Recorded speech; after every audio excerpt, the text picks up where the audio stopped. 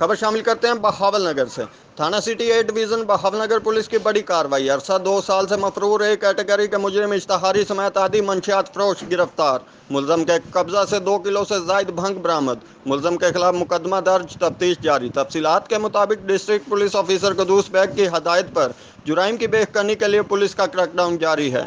S H O تھانہ city A division Bahawalnagar inspector Arif Bajwa کی سربراہی میں اے ایس آئی رضوان عباس نے پولیس ٹیم کے ہمراہ کارروائی کرتے ہوئے عرصہ 2 سال سے مفرور ایک کیٹیگری کے مجرم اشتہاری محسن کو گرفتار کر لیا۔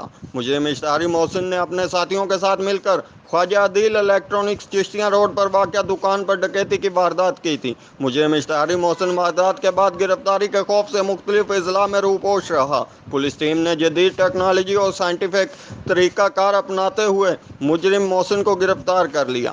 مجرم اشتہاری محسن انتہائی خطرناک گروہ کا رکن ہے۔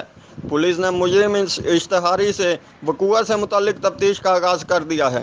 دوسری کارروائی میں اے ایس آئی رضوان نے پولیس ٹیم کے ہمراہ محلہ امیر کوٹ کے قریب سے ملزم شوکت علی کو گرفتار کر کے قبضہ سے 2100 گرام بھنگ برآمد کر لی ہے۔ ملزم کے خلاف منشیات ایکٹ کے تحت مقدمات درج کرتے ہوئے تفتیش کا آغاز کر دیا ہے۔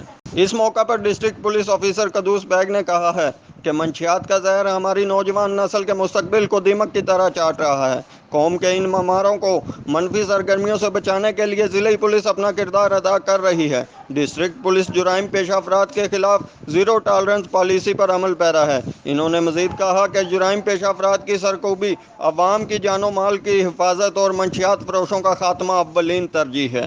رپورٹ ملک آصف رضا، عالمگیر نیوز، بہاول نگر۔